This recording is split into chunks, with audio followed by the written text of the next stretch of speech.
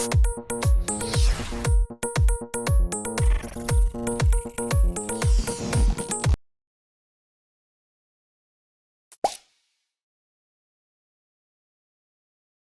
everybody, I'm looking at the wrong thing here. I've been looking forward to this for a while, and now I'm going to do something unprofessional because I'm going to go to a fade. There we go. Got this box here. So I've been looking forward to this for a very long time. Today we have Holly Larocque. Those of you that are watching probably already know Holly from all kinds of things, mainly Under the Umbrella Tree if you're American.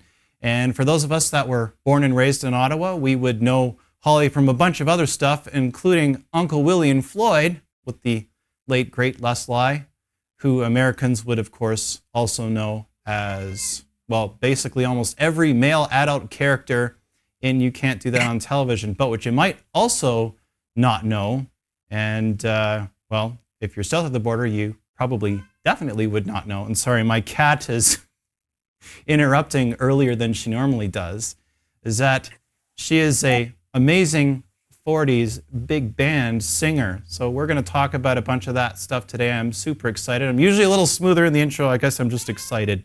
Zero, give me a minute, will you? Holy smokes.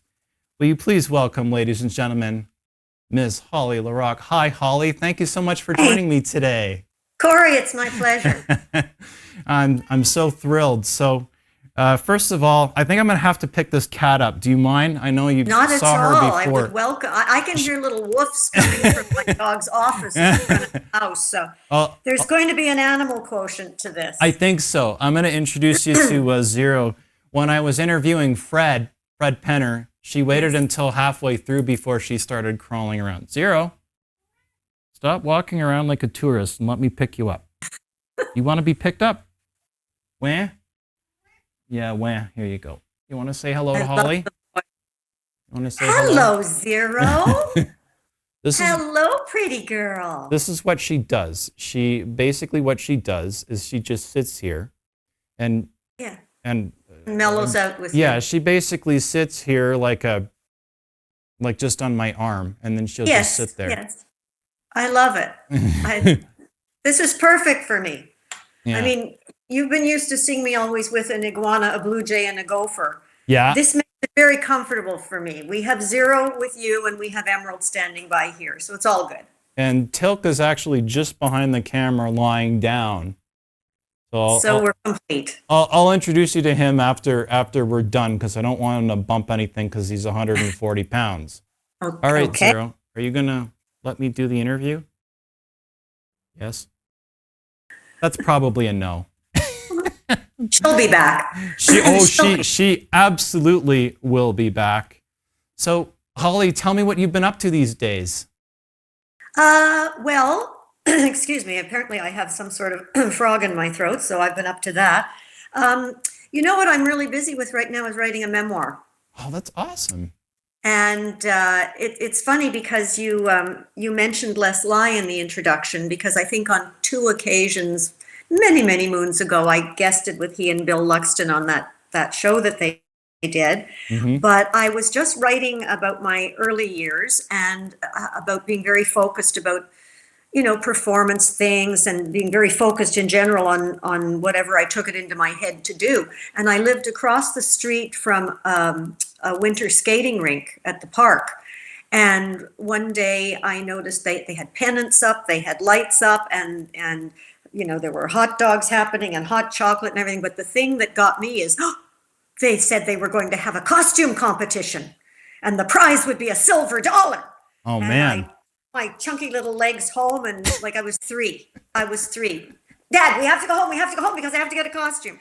And I got my poor family assembled. They were a production team. I need this, I need that. And out came the makeup, and the Joan Crawford eyebrows went on, and the fake fur stole and the plastic hat, the corsage, everything.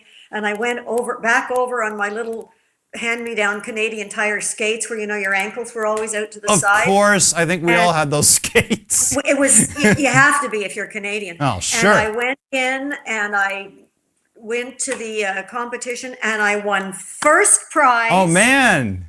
And who presented the prize but TV personality Les Lai. Oh And so man. just when you said that, I just started to laugh at that. I've just written about this. And of course, we had a great laugh about that many years later when I knew him as the wonderful actor he was, along with Bill Luxton, and I guested on their show and blah, blah, blah. And I said, when I was 3, you awarded me the silver dollar at the, and he just said, oh, thanks for bringing that up. I was like, how old do I feel all of a sudden? He was a good sport about Oh it. So anyway, man. that little story popped to mind when I heard you in the introduction. And is that how it started? How my life in the entertainment business started? Yeah, we'll start with that. I think it really, when I was born at the Salvation Army Grace Hospital, the Salvation Army band was practicing in the courtyard. So I was born to the sound of an orchestra or a band. And I swear I just loved music from day one. And so I was very, very into music. I think without even making a choice, I was always a performer growing up, looking for an opportunity. And, by the time I was, 12 or 13, I had taught myself to play the guitar and was hiring myself out for weddings and church coffee houses. And I would sing at the drop of a hint. And so it was really just a pathway I was on. I lived in a house where there was a lot of music around, but my parents were not keen on the idea. I'm putting it ever so diplomatically. They're not keen on the idea of me having a life in the entertainment business. So it was something inborn, and always looking for an opportunity. And one day I found an advertisement for auditions for a production of Oliver. And I disguised myself as a boy, went to them and won the role of the Artful Dodger. That is a great role. Yeah, oh, fantastic. And I had seen the movie a year or two previously. In fact, I'd seen the movie repeatedly because I got so caught up in the music, Lionel Bart's score and the art direction and the characters. I was reading Oliver Twist, I wanted to be the Artful Dodger. And I had got the accents all down. And so I appeared at this audition and I got the part. And that, so there's my first chance singing with a live orchestra. And at the time, there were budgets for things. Well, first of all, a lot of, professional actors, meaning actors and actresses, I think the term we use nowadays is just simply actors. They were available in Ottawa. And so when they weren't on television, they often took on roles in these shows that were going on. So I was able to work with, really great professional people and learn from them. And that also meant that the various TV stations, et cetera, they would build a set and arrange for musical numbers to be performed on their interview shows. There was a budget back then. So I was introduced to all of this in a clump, and absolutely loved it. And actually, you might remember a well-known name in Ottawa television, Bob Gardner. Yes, I do remember Bob. Lovely man. I do. And I never met him, but I certainly knew of him. The name is well known. He was a great guy, and he was a well-known writer as well as a television host. Yes. And he was actually playing Fagin in that. Was he really? Oh, so he got to sing "Be Back Soon." Oh yes. And he was terrific, and bless his heart, something was going on at CBC at the time. So I did some, promotional stuff. And then something was going on with a documentary, a well-known documentary called Days Before Yesterday about the history of Canada. And Bob, I think how it went down was the producer was looking for a young girl's voice to narrate something. And Bob said, roughly, I know a kid. And I was brought in to do this narration on this network documentary series. And that started me off professionally with television work. And I remember it was something about the Depression. And I was narrating a letter that had been sent to the Prime Minister of the day. I'm just not remembering who it was. Bennett, maybe? And my line was something about...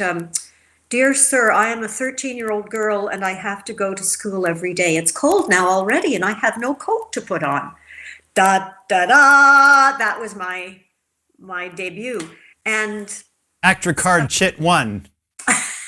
it just went on from there. So when you say how did it begin, I think that I was sort of born as a performer. I love entertaining people. The music is so much a part of me, and I was just very intent, focused, and looking for the opportunities. And I don't think I wasted any of them. So I was very fortunate.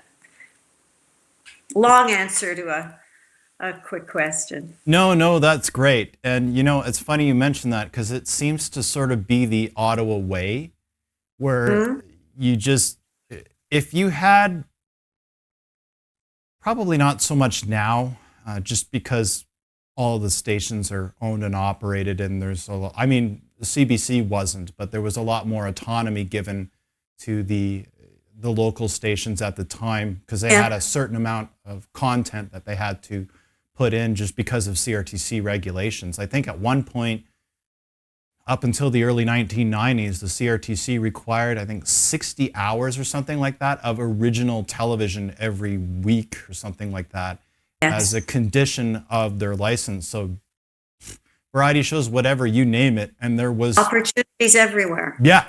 Now it's interesting because there were, I think, fewer opportunities for fully professional theater at the time, but you know what you lose on the swings you gain on the roundabouts. So there are opportunities and forums and venues that did not exist when I was growing up, and so in some ways you could say there's a lot more opportunity now, but there's a flip side to that. In a lot of ways I got to do things that, just as you're describing, that aren't there for a young performer anymore. So, you know, I think it has a way of working out. I think that's fair. Because you have more opportunities to be seen now, but there's a bigger sea. So it's harder to get noticed in a sense because there's so many people doing so many things. It's difficult to stand out unless some algorithm likes you. And with the changes in local media and the fact that everything is a lot more consolidated, it's more difficult. I mean, obviously, I didn't get to do, as much stuff, but I was fortunate enough to kind of be at the tail end of it with, Max and CJOH, and this would have been probably the late 90s. And even then, I had a big mouth, and if you had a big mouth and you could prove it, you would be given the opportunity to hang yourself with your own rope. And I think that's an important part of the experience. And I think there was a lot of that in Ottawa going up until then. Yeah, I think there was a lot of drive, with people. I don't know. It was a different time, but it's the time that was offered to me, and I can't complain. I feel I was very fortunate, and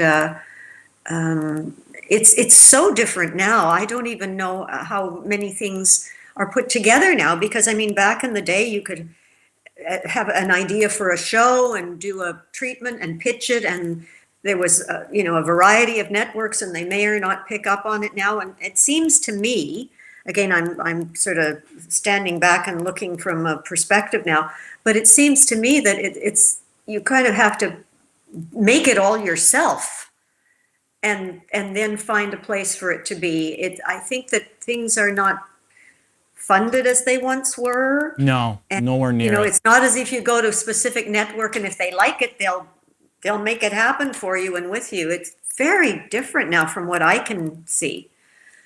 It is. Now what they do, even the shows that we're doing, like Go Nitro on NBC is an example.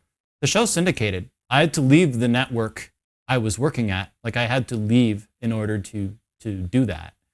And even now, you have to have multiple networks pay a portion for a show to secure your funding trigger. So I think the funding trigger... Very complicated. Yeah. So a network has to give you now, a Canadian network has to give you a letter of commitment and commit to, I think, well, at least depending on the province, it's usually a 10% 10 to 20% as a funding market trigger. And then you have to get that before you can even go to Telefilm Canada. Well, it would be, I guess, CTF now because they broke it up. And then you have to get second and third run broadcast rights, and it's very complicated. I mean, You almost need a degree, a master's in business, yeah, in order to work in the entertainment. yeah. You have to be able to do it with not necessarily a small crew, but it helps if you can do it with a small crew. The only way now, I would say, is if you want to do something with any production value at all, is to either syndicate it, which is what we did, and high concept, low cost, or just kind of find a way to put it out and then monetize it some other way. It's not a... Well, I applaud and respect you and all your fellow creators, producers, writers, etc., because it's not an easy thing, but well done you, all of you. Well, we're still here, but you know, a lot of that, even Noreen, I think, was dealing with some of that when, and we'll talk about Noreen more later, but even Noreen, I know when she got Under the Umbrella Tree going, even she had to deal with some of that to get secure funding from Telefilm. I think so.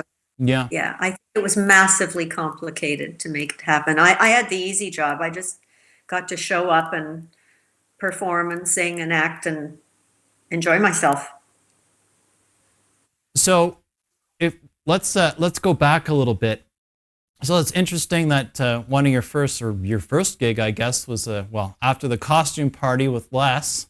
I get what was the voiceover for the CBC documentary. Your first. I mean, it was early on. It was early on, and as I say, the little thing at the park was, I haven't even thought of that in years, but writing this memoir, it just came to mind. Think what was I occupied with as a little one, so I think that was that narration opened a door with CBC.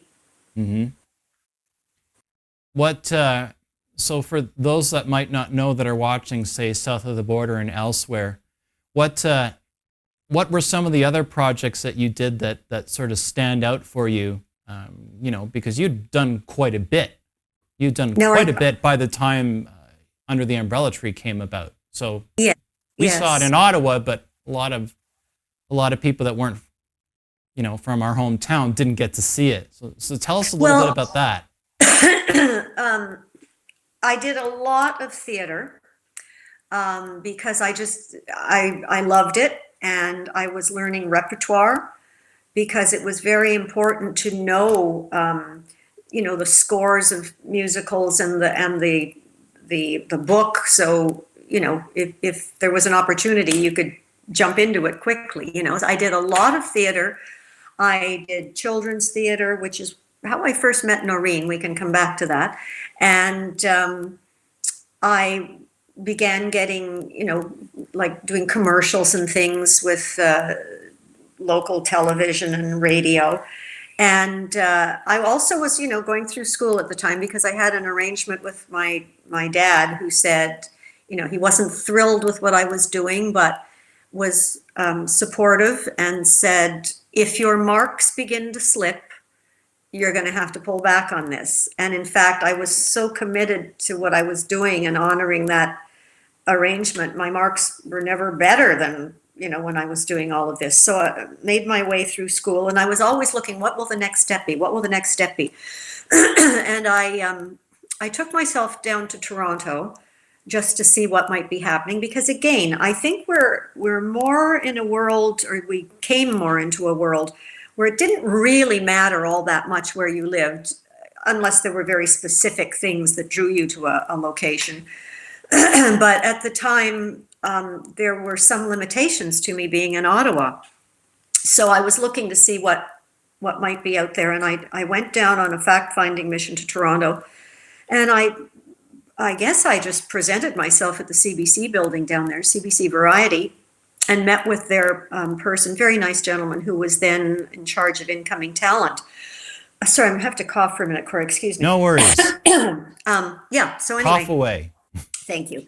Went to see him and showed him my, my resume and my go see book of, clippings and photos and stuff. And he said, well, we've just created something at CBC in partnership with the Du Maurier Performing Arts Foundation, I think it was called. And I knew what that meant, because when I was little and my sister used to go to the ballet, she would come back with these giant programs from the ballet. And the whole back cover was always a picture of a ballerina being interviewed with the Du Maurier logos and everything, because they funded so much for the arts. And anyway, he said, we've just introduced this Du Maurier Search for the Stars, it's called. We've had 1 year at it. And he said, we send our teams out across the country, and, tons of people audition to be part of a series of 3 television specials, each of which features 6 performers across the panoply of the arts. It could be a concert pianist, it could be, a dancer, it could be a musical comedy person, a comedian, what have you.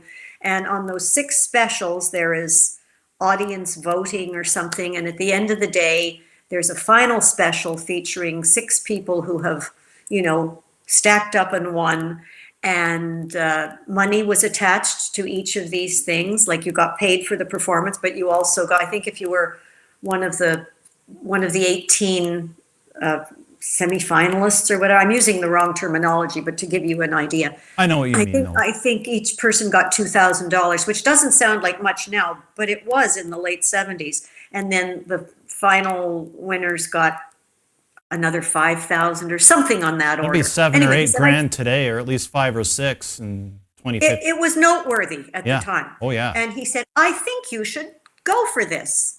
So I did. And when they held auditions that autumn, I watched for them, and the nearest audition was Toronto. So I got myself on a train, traveled overnight on the train, went down and auditioned.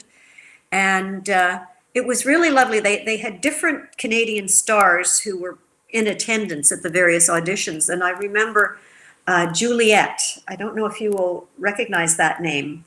She was a very famous... Our pet Juliet. She was a very famous variety performer and beautiful singer in the 60s. Early television and through the 60s, and just a lovely person. And she was at my audition, and bless her heart, when I left the audition hall, it was at the old CBC building. I was walking down the hall and heard a door open and close and tap tap of high heels, and she came rushing down the hall after me and said, "Dear, you are a musical comedy star. Now take this name and address, like you belong at Rainbow Stage," and blah, blah, blah, blah, blah. And I thought, like, how kind was that? It was so sweet of her. And well, thank you so much, because I sure knew who she was. Yeah, that's huge. And so that would have been, I think that was just probably November, December of whatever year it was. And I'm not exactly sure which it was. And anyway, I won the placement, and so early in the new year, I went off to Toronto again and was showcased as a musical theater performer, and did my bit, and then some, I don't know, a few months, or not that long, I guess, but shortly after that, then I was named winner, and went back and did the other show, and was introduced to the audience by Juliet. I remember opening the show, and again, it was, a lot of things were being lip synced and taped, but I had to do my opening number live. And they do all the intro, and we're here with so and so and so, and then you go into that 2 minutes of commercial, just looking out at a studio audience, everybody being quiet, and thinking, so in less than 1 minute, there will be, I have to sing this in front of however many million people. And I thought afterward, that was really good training, because, it's something to get your head around. So it was good that I jumped in at the deep end and did that show, and it all went well. And then I started getting a lot of offers based on that. Things were being offered to me and things were happening. And another very interesting thing that came out of that is because in the final show there were all these, Canadian stars who were being there to introduce the young people and encourage us and everything. And there were, a few days of rehearsals leading up to all of this. And one of the people who was around, and it was such a nice guy with everybody, was wonderful Gordon Pinsent. And he took such a genuine, kind interest in the young people, and he would, join us at restaurants for our meals and stuff. And we would listen to his stories, which were great. And he said to me during one of those little gatherings we had, he said, if you want a great property, write it yourself. Oh, interesting. And of course, he had done The Rowdy Man and Gift to Last and all of that. And I thought, oh, well, that's something to keep in mind. So one of the things that came out of listening closely to those conversations and being a winner of the Search for Stars was I was asked by an arts club in Ottawa. You might remember the McDonald Club. Yeah, I remember the McDonald Club. Remember that? I sure do. They Absolutely. came to me and said, would you do a one-woman show for us? Wow. I thought, oh, that's a lot. Like I was so young, and I thought, that's a lot. And then I thought, being afraid of something is no reason not to do it. Not that I was afraid, but feeling kind of, oh, well, it certainly made an impression on me. But I thought, no. And then I thought, and Gordon Pinsent said, if you want a great, vehicle, write it yourself. So I did it and performed it. I think it was like 2 weekends or something at the McDonald Club. It was well received, and I'm grateful for their kindness to this day. And at the last show, an emissary from the Art Center came, watched the show, and said, the NAC would like you to expand this into a 2-act piece and bring it to the Art Center next June. Okie doke. So I did that. So the point of all of my meanderings here is one thing led to another very nicely. And it was also a matter of being, taking on the challenges and being open. I think being open is just really important in life. The more open we are without specifics, the more comes to us, and then we can choose. Say yes to everything. Well, within reason. Not necessarily yes to everything, but be at least open to consideration of everything. And that's fair. And to not let trepidation hold you back, or not to put any paradigms around yourself. So that all came out of that. That is very cool. And you did a lot of stage, I think, at the NAC. Did you not? I did a fair bit. You did a fair amount of it. Like you were in a few, and all few things shows that I had put together myself, because I had done a recreated World War II troop show and performed across the country with that. That was I had always had a great interest in the history of World War II, not in a glamorizing way, but in a way of gratitude for those who, I always say, who gave of their lives and their youth that we might live in a peaceful, beautiful place. And, my father was an Air Force veteran, and I was raised on the motto, per ardua ad astra, through adversity to the stars, or to the search for the stars, depending on your viewpoint. And so I had always wanted to do something that would salute our military and our veterans. And so for the 50th anniversary of the end of the Second World War, which, by the way, we happen to be speaking on an auspicious date, do we not? We certainly are. We're speaking on the 8th of May, which would have been VE Day. But in any event, I wanted to write something for that, create something. And so I came up with the idea of a recreated troop show, and then ended up touring it across Canada. So from these little things, and there were other things at the NAC as well. And interestingly, when it came to doing my big band experience, that too became a CBC television special and a radio special. And I remember that. I was watching. That? Oh, bless your heart, Corey. Thank you. That was presented as part of a CBC series called, I think the series was called Opening Night. Yeah, it was part of Opening Night. Does that ring a bell? Yeah, Opening Night. They had this really nice intro. I I And remember. once a week they would showcase. It was different things, different times. Yeah, So it was this different. time it was the big band broadcast starring Holly Larocque and the Mark Ferguson Orchestra, and the host, who did the little opening remarks and then handed over to the show du jour, so to speak, was Leah Pinsent, Gordon Pinsent's daughter. That is so cool. So, well, full circle. I'm a great believer in synchronicity and things coming full circle, and, be kind as you go through life, because Yeah, you're you going to have visit to. these same things again.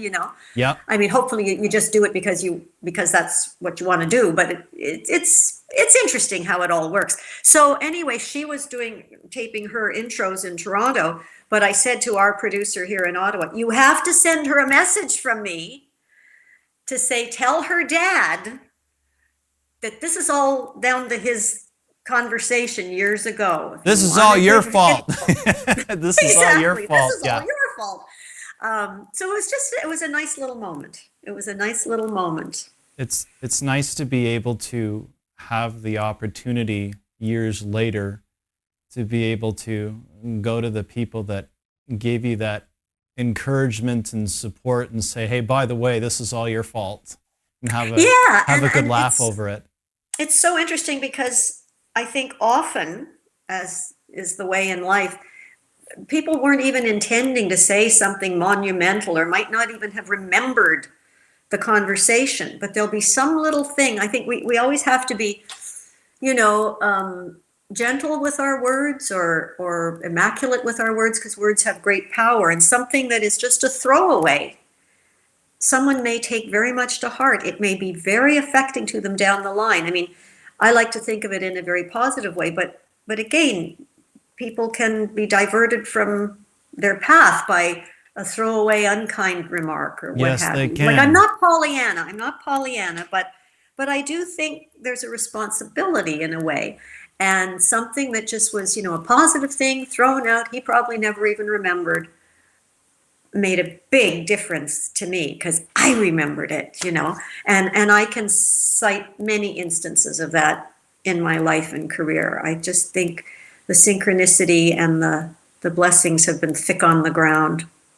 Bet you it made him feel good to hear that, though. Well, I hope so. I hope the message went back and that they both got a kick out of it. From and on top of the rowdy man, from King Babar and Hap Shaughnessy himself. He had an enormously impressive career. Yes, he did, and so have you. So tell me a little bit about. Actually, I want to talk a little bit about the World War II and it leading into the big band broadcast, because you and I were talking a little bit earlier while we were sort of setting this up, and I wanted more people to hear about the singing and how that came about, because I mean my granddad on my mom's side was also a vet, and I think I was telling you about my producer, her grandfather. I'll have to check with her, but her one of her relatives was working for the BBC, and he did a big band broadcast, Jan Wildman. Oh, So I'm a big fan of that. So tell me how that came about, and tell me the story about, well, whatever stories you want to tell me about that, because I thought that was very cool. Because I saw it on TV. You've sort of introduced two things. You've introduced the World War II one, and then the actual big band. Do you want me to focus on one or the other, or just take you through both? Take me through both. Sorry, I didn't mean to throw so much at you. Oh, no, it's fine. It's fine. I'm just always afraid I'm being too garrulous. No. I want to hear about all of it. We don't have a 45-second break with a technical director going 5, because I used to be that technical director telling people, you're going on too long, but it's the internet, so I want to go on as long as when I see this. You're not sick of me. I'll know. Yeah. Well, the troop show thing, as I told you a little bit about why I wanted to do it, and I decided to, try and unlock memories with music, because a lot of veterans were not talking a lot about their experience, and little wonder. So I picked up on the idea of some of the famous, and there were many, too many to name, but the Army show, Meet the Navy, the WWII, there were there were touring shows, there were concert parties, there were individuals, all of whom entertained the troops. And so I thought, if we do a recreated troop show, and with young performers. Now, these troop shows were usually done in costume, and I elected to have them all in uniform because I felt it would unlock the memories more for the audience. Those who remembered in the day, i.e. veterans, would see themselves as they were, and the younger generation would see young people in uniform and hopefully go, wow, but for when I was born, that could have been me. Yep. So we did that, and were supported with, they were all original uniforms, which were borrowed from museums all across the country. Wow. And had to be fitted to our cast. I went and requested permission to have the Canadian Forces Band do the show with me. And again, we did a 2-night performance and used that to sell the tour. So I ended up having them come across the country with me. And it was a marvelous experience, both to work with the military, for whom I have such admiration and respect and gratitude, and also to meet and connect with the veterans, both as I researched the show and then as we performed it and met with them across the country. So the concept, how it was put together, I looked at how the original troop shows were done, and they were a coming together of the government and the military and what's the word I'm looking for? Entertainers who were non-military, so like civilian life with military government. And that's how these shows were originally put together during World War II. And I thought, well, why can't we do the same thing now? So that is, in fact, what we did. It was the first coming together of those three entities since World War II for the purposes of creating an entertainment. And it worked beautifully. And, the military flew us across the country and did our ground travel wherever we landed. And it was just an extraordinary feeling. And again, to be singing these, tunes with these fabulous big band that was the central band of the armed forces at the time. And they had to hire a number of arrangers to put all of this together, because I just wrote up, here's what all the songs, like I had the skeleton of the show and what the song list would be before we ever had everything in place, before we ever had a cast. And I remember going to get the funding for it I was directed to the Canada Remembers program, which I think was new that year. And the gentleman who was... This would have been 1994, looking to... Oh, 94, okay, so looking, okay. Yeah, so looking for the 1995 celebration. Sorry, I'm mixing up the two. Sorry about that. My bad. So I was starting this project like the year in advance. And the gentleman who had it in his gift to say whether or not I could have the money for these arrangements said, can you tell me that if this all, for some reason this doesn't work out, will you sing for the troops regardless, whether it's from the back of a truck, you will use these charts to sing for people? And I just put out my hand and he shook it and we went, fine. So we got our funding for that. But why I'm bringing this up is because the chief, there were I think 4 arrangers, but the chief arranger on it, the person who did the majority of the charts, was Mark Ferguson, who became my dear, dear friend and who became my accompanist, arranger, orchestrator, my RB. I always called him respected band leader. So he called me the girl singer. He was respected band leader. But that's how we had met in passing before on a telethon here or there or what have you. But that really sort of cemented that relationship. So that show happened and thankfully was a success. And that was before we had email everywhere. So I was very delighted to receive letters and phone calls and communications from veterans and also from veterans' families saying, we brought, mom and dad to see the show or whatever. And you know what? Afterward, we sat down and they talked. They told us about the experiences. And I thought, that's what I wanted, because we needed to be doing something to remember. Because I think if you forget, you're doomed to repeat. That's, that's history, isn't it? I have a little set of Post-it notes and it says, don't make me repeat myself. History. So, this is very much in my thought process. So did that. And then I guess it was 2 years later, was contacted by the most amazing team of gentlemen. They were the remaining RCAF POWs of World War II. Oh, wow. And they had seen in their various places across the country, had seen the troop show that I'd done. And they got in touch with me saying they were planning one last big reunion and they would like me to create a show for them. Wow. Wow, indeed. And I said, well, I would be so honored. But I said, but there is kind of a condition, because I knew that this was a brotherhood, and they didn't talk a whole lot about their experiences except amongst themselves. And my father had apprised me of this. He said, we can never know what we owed these people. But he said, they don't tend to talk about it. So I said, with all respect, if I'm to write for you, I need you to talk to me.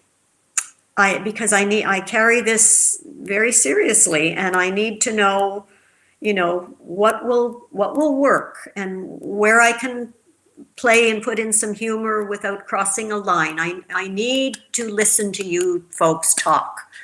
So they set up 2 meetings for me with a group of them. There were, I think, about 6 or 7 they were able to get together. And like some of these guys had been in Stalag Luft 3. They had worked on The Great Escape. Oh, yes. One of their forgers was one of the guys who was there. Are you serious? I am serious. Wow. They have all passed away at this time. So it was a moment in time that, like, my husband and I just felt we were touched by something so special to have this time with these men. And so one of the forgers, another one who was on, what did they call it, sort of logistics, he would be the guy watching, so that if, a guard was coming, he'd sort of, open the trash can lid and throw something in and close it. And that was a signal to the guy watching there to close up the stove that they were digging underneath. Like, it was a whole system.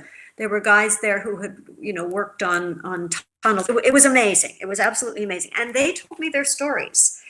But I put it this way, they talked amongst themselves and thereby told their stories. But within minutes, I was a fly on the wall. And they just talked amongst themselves, and there was laughter, and there were tears, and there were, stories that raconteurs would kill for. And I just, like 3 hours went by in 5 minutes, and then we met again. And and there were a couple of self-published books that I was given. And there was one amazing thing. One of the gentlemen who became a very good friend to my husband and I, Paul and Al, used to go to the ball games together all the time. And he had saved his journal from when he was in Stalag Luft 3. And the Red Cross used to hand out journals, and they were passed around the camps. There were a lot of creative people there. I think most people are creative in one way or another, whether they've explored it fully or not, but in the camps they did. And so these were full of notations and drawings and cartoons and poetry and you name it. And he said, I wonder if you'd like to read this. You think? And he allowed us to have this journal, and we were able to read it through and then sit down with him and ask questions. And for example, I said, what are these little silver foil strips, cigarette papers? And he went, no, they used to drop those to mess up the radar. The Allied Air Forces used to drop them all over the place so that the enemy at the time couldn't see what exactly was going on. And he said, so some fell into the yard, and I just put some in my book, And the last 3 entries, now I won't get them exactly right, but they were written in pencil. And so Al had been on the death march, and when they were marched out of the camp in the cold of, I think it was April, end of March, beginning of April. I'd have to check, but I think it was sounds April. About right. I think it was April too. So the weather Don't was quote me pretty on it. scary. and they were sent out on the death march, and he brought his journal with him. And I said, and so few of these survived, because first of all, would you bring it when you just had you could take as little as you could and you're out in a matter of minutes or whatever.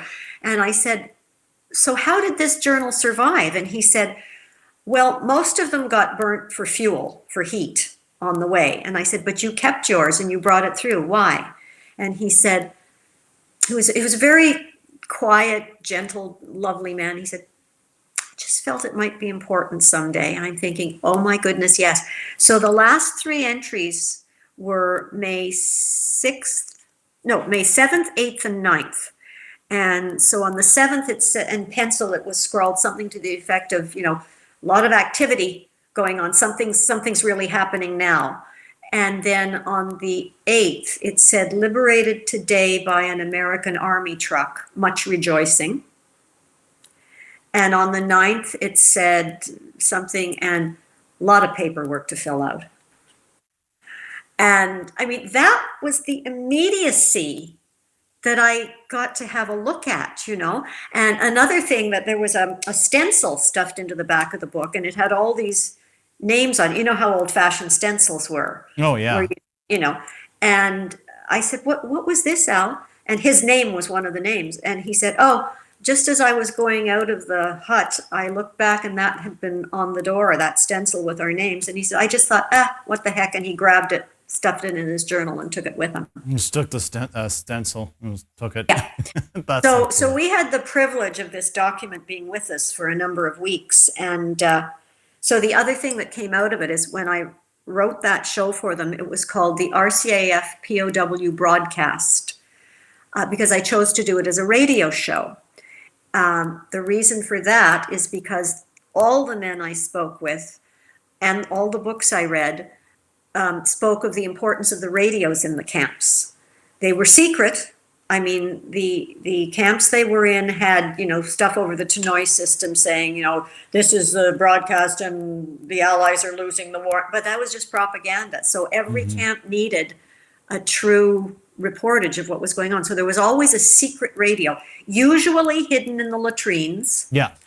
And one guy would go out, connect things, get the information, come back and spread the word. They even told a story of one time there was a search on, and in came the guards and the searcher dogs and everything, and they were angry because they'd been told there was a radio and they were going to find it. And they searched everywhere, tore the place apart, nothing.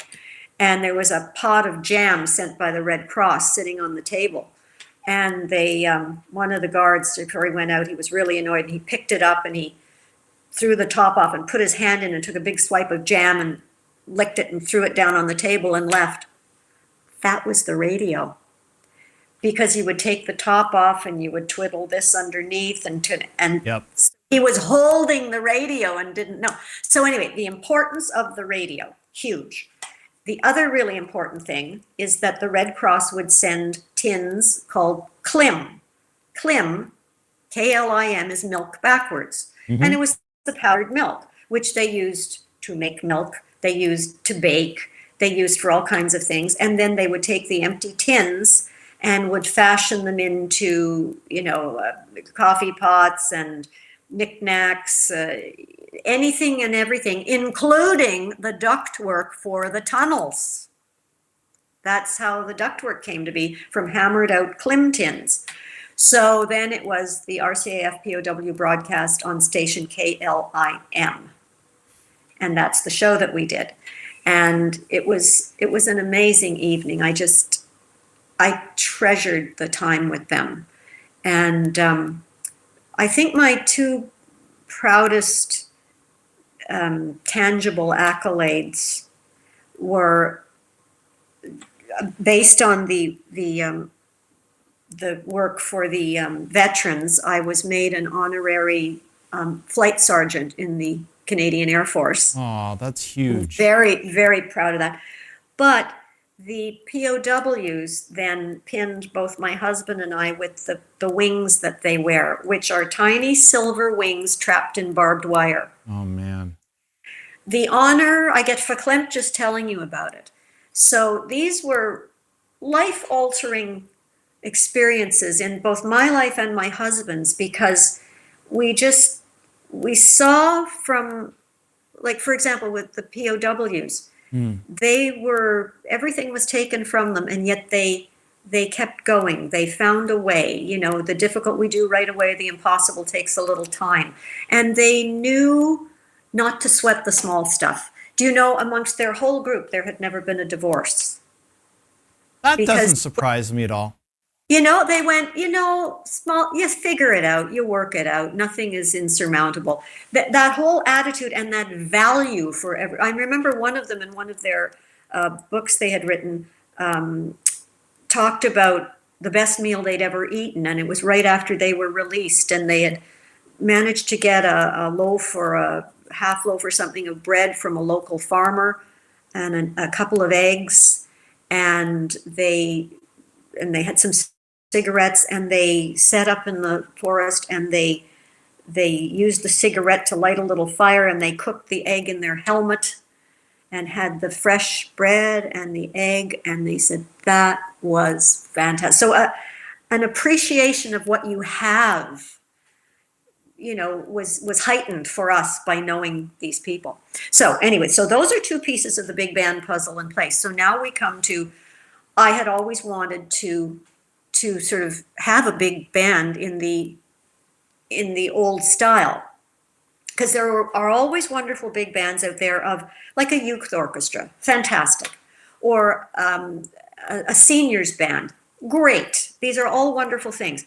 Usually, if you would hear of a big band that would tour, maybe using one of the names, a famous name, or maybe not, they would usually have, like, again, I'm not speaking unequivocally here, but usually it would be X number would tour, and they would pick up musicians as they toured, Yeah. But I wanted to tour a whole big band, because that way you get the shtick.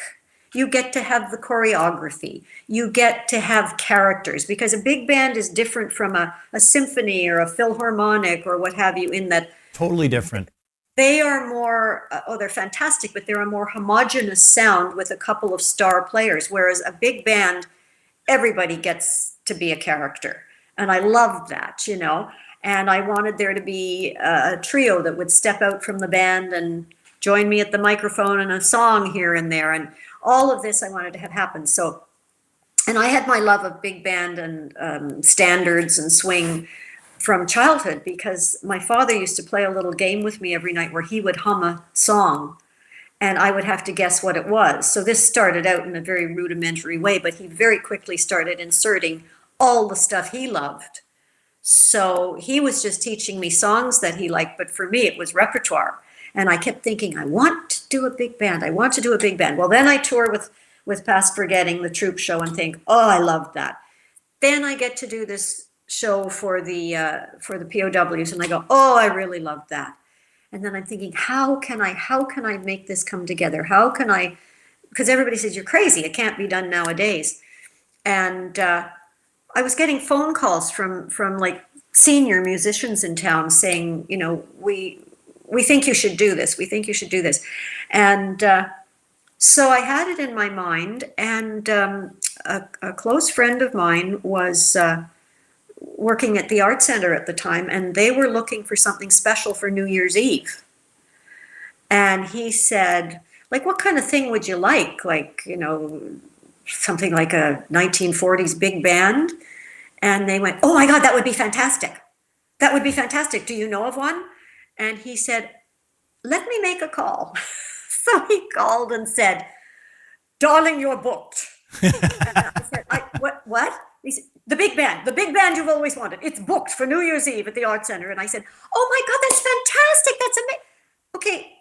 Okay, Michael, it's one thing. I don't actually have a big band. Don't tell them that. Go get one. You'll get one. And we did. So called Mark Ferguson and said, guess what?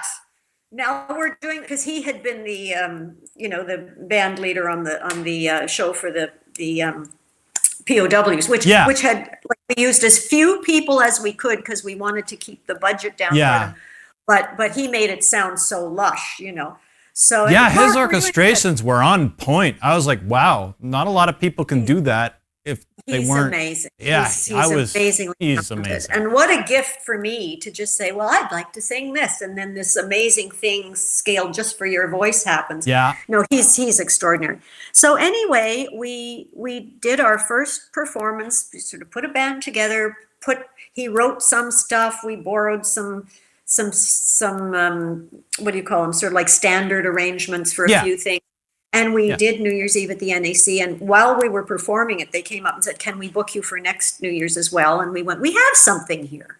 We have something here. Yeah. And actually, someone from CBC was at that and started at that point saying, this is a TV special. And that's the producer who ultimately did a few years later produce it. So we, at my friend's suggestion, I always called him my éminence grise, Michael Tabbitt. He was a dear, my closest pal, and he passed away quite a number of years ago now. But we had a fabulous run together, and I said, what are we going to do with this big band thing now? And of course, we were honing it and finding exactly who Mark, felt would be best in the various chairs and stuff. And he said, well, we're going to go to a trade show and we're going to book a tour.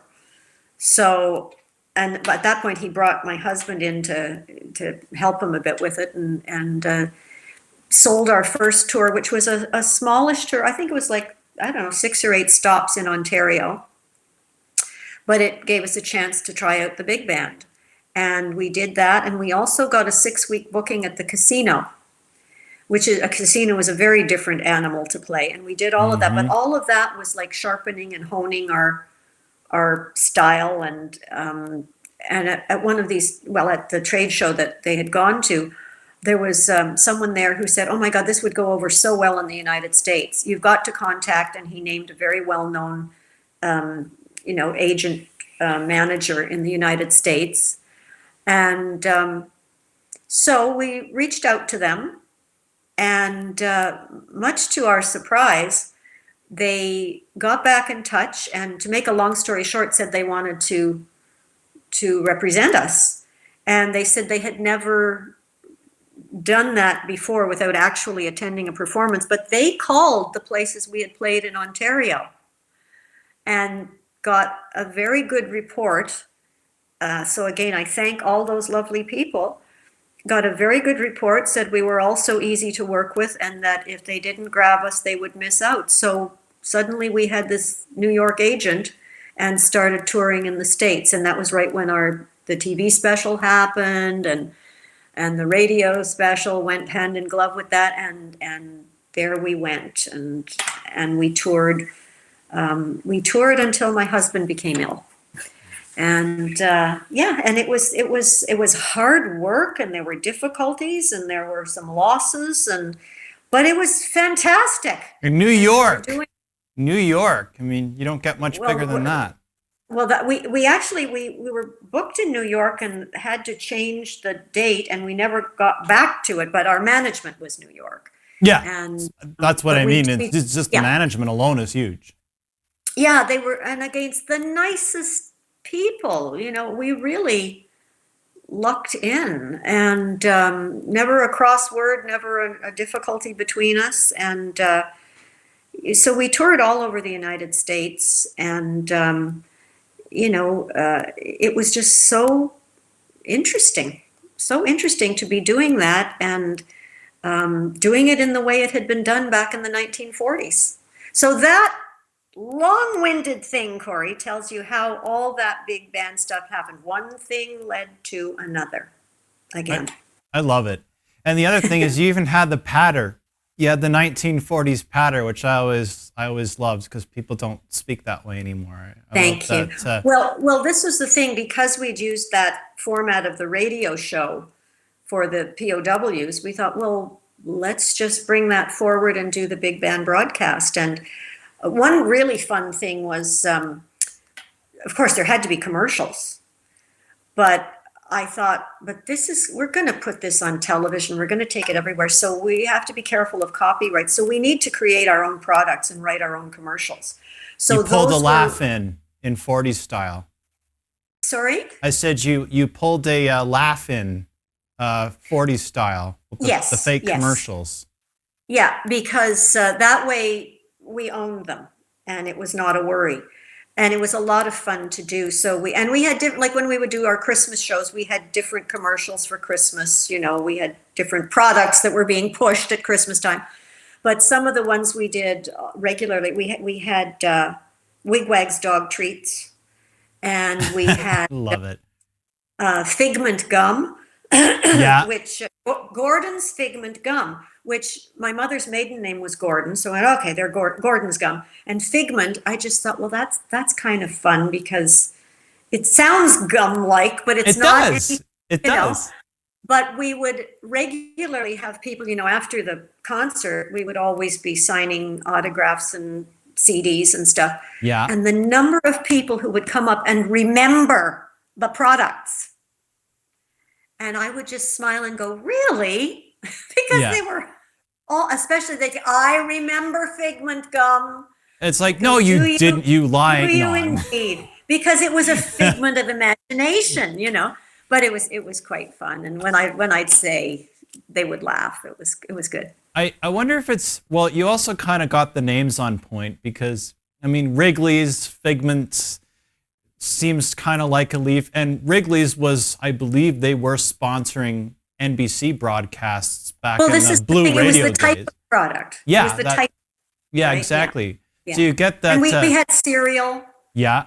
We had, and I remember we had, whatever the name of cereal was, we had to alter it slightly because when we were, like, it was okay in a live show, but, for things that were going to be on television and stuff, the care was even greater. Yeah. So I remember getting calls about, well, here are our commercials, here are our products, because the CBC lawyers were looking up things like Wigwag's dog treats, gum, they would, whatever the cereal was, and there was some conflict with the cereal, so we renamed the cereal. I think it became Mighty Bites cereal or something. Mighty Bites. Or no, I think Mighty Bites was a real thing, and we had Hefty Bites. Whatever, we made it correct.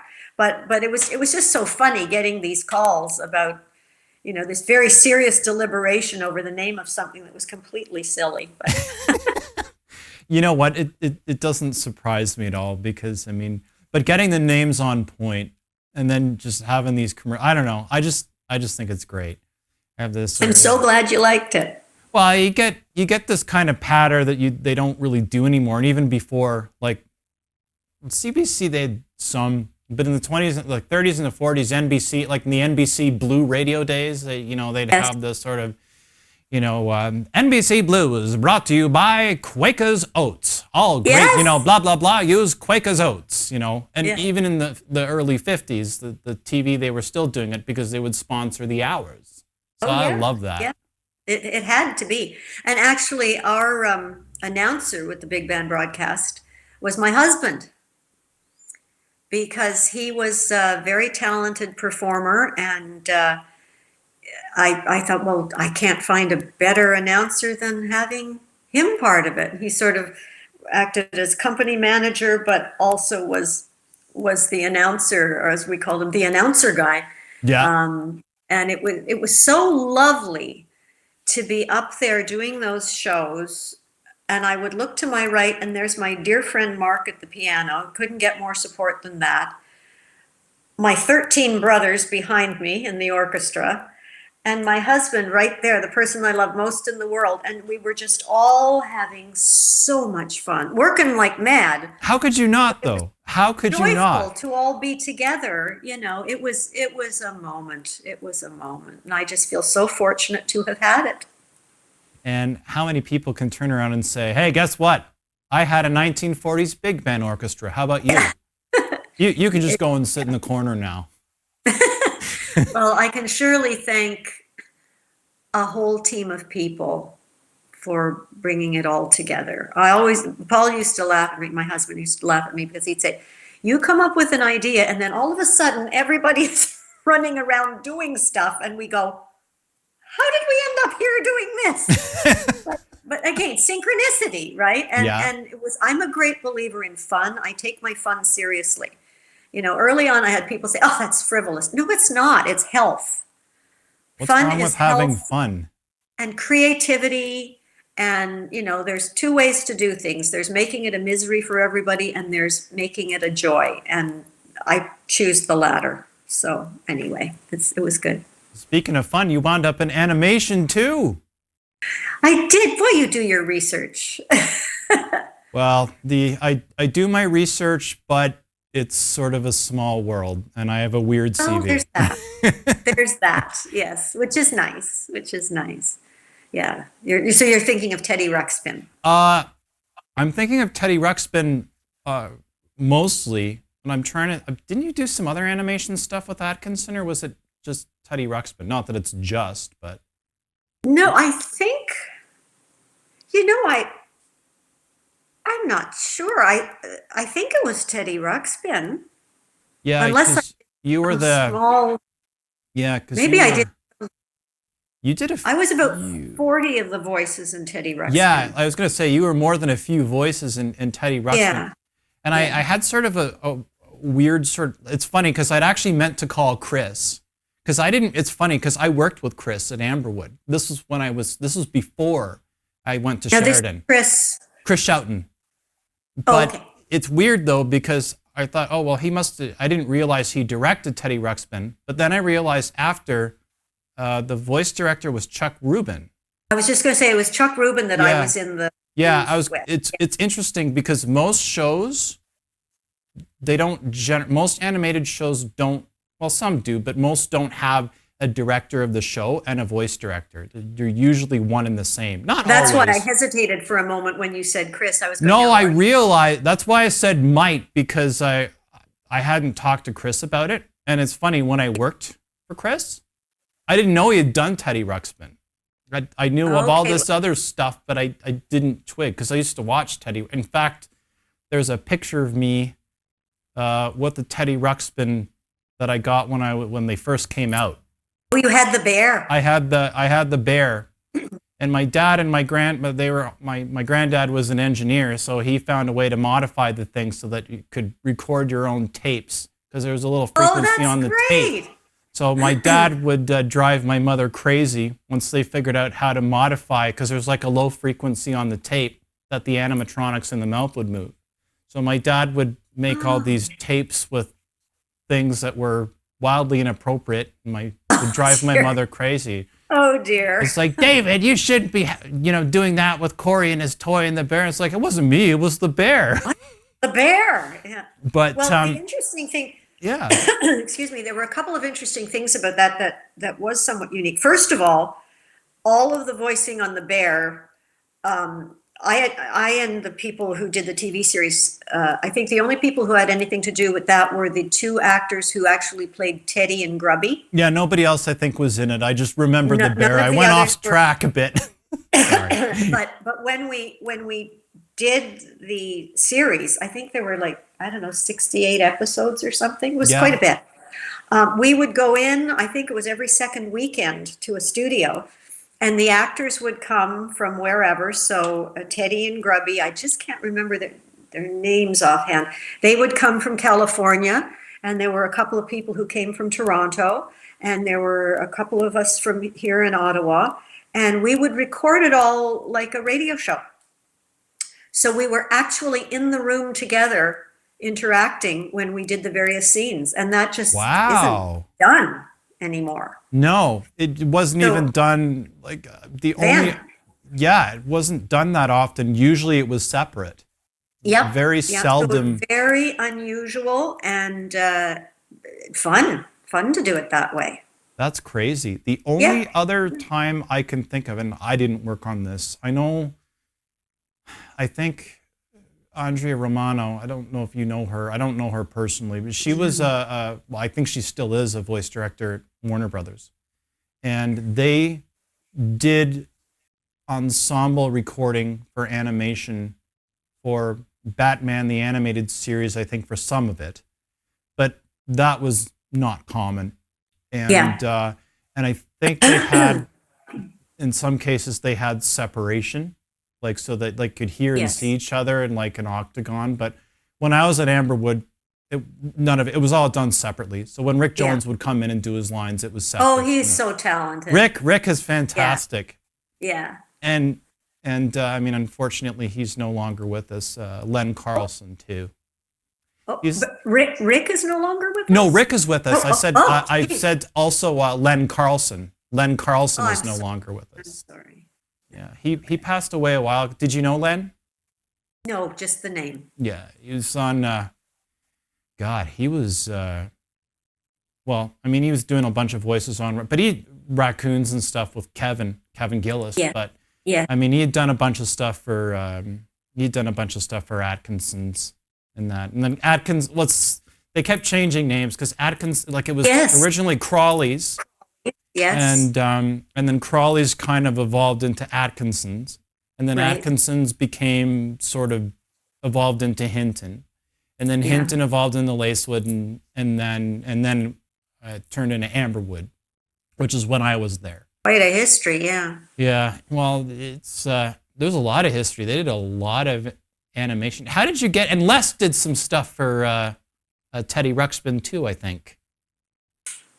I'm sure he must have. I don't quite remember. There was so much happening so fast, quite a long time ago.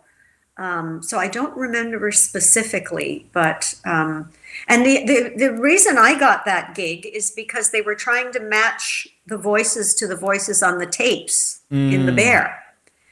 And Chuck Rubin listened to the voices and went, Holly Larocque can do that Leota voice. Leota, the little fairy, was, and because I had used that voice on several projects with Noreen. She had asked, this is the kind of voice I want, and I came up with it. And she went, yes, that's good. And then she called me back a while later and said, that voice you did for such and such, I'd like you to use it on this, as different projects we were doing were happening. So I had used that voice several times, and I guess Chuck must have been involved in one of the ones that we did and remembered that's the Leota voice. So I got hired in as Leota, but then did a whole raft of other voices as well. It was fun. It was interesting. Sometimes you would just get a little drawing, and this is who you are, and come up with a voice for it and go. If you're lucky. If you're sometimes you didn't even get that. And if Chuck wanted to massage it a little one way or another, he would. But mostly you just throw out options, and he'd go, okay, like that, go with that. Sometimes we were still working on the character. Not surprising. Although at that point they probably would have been pretty well established, because even if they would have probably had model sheets and that, and there was Alchemy already had the characters in the books. So I suppose so, yeah. But I mean, I didn't always see a drawing, but I did sometimes, and that was nice. That was fun. Long sessions?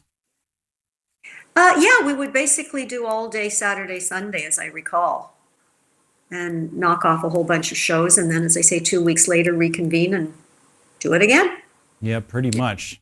They did a lot of episodes of that, because I think it went pretty much straight into syndication.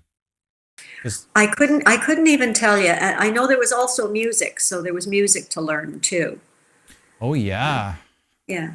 I don't. It's funny. I don't remember. I mean, I remember the theme song, which pops into my head at the most inopportune moments.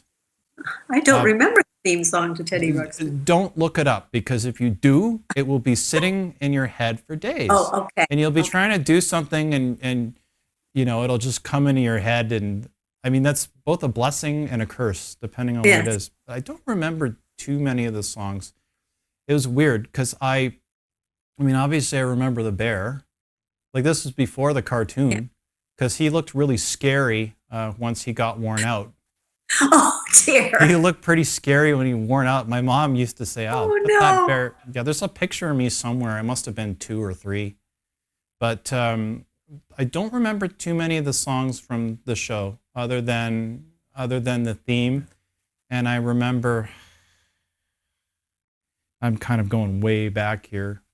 I remember that, and I remember Grubby, and I remember Elvie.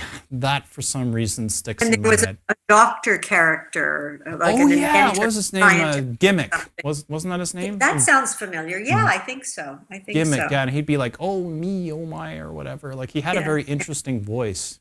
Yeah, another fine voice actor. very good. I'm struggling for his Yeah, name. who was it that played him? Because I don't actually know, but I've heard his voice a few times. I think it was a gentleman called John Stalker. That ring Ah, a bell? yes, it does. Very talented. It Very it talented. does. Yeah. That's funny. I I think boy, I pulled that one out. yeah, it's there is a ridiculous amount of talent in Ottawa. I mean, there's voices that you hear. I mean, Les had done a bunch of stuff for like I know he had done some. He'd done a lot of stuff for Atkinson's because he was doing a bunch of the Care Bear specials Oh, before excuse me, Nelvana I'm took them sorry. over. No, don't apologize. Sorry, It's sorry. dry. I've been getting that myself. I haven't had it happen yet, but I think yeah. it's the big stupid glasses that make my, anyway, sorry about that. I get But that you when I were wear saying about goggles. Les.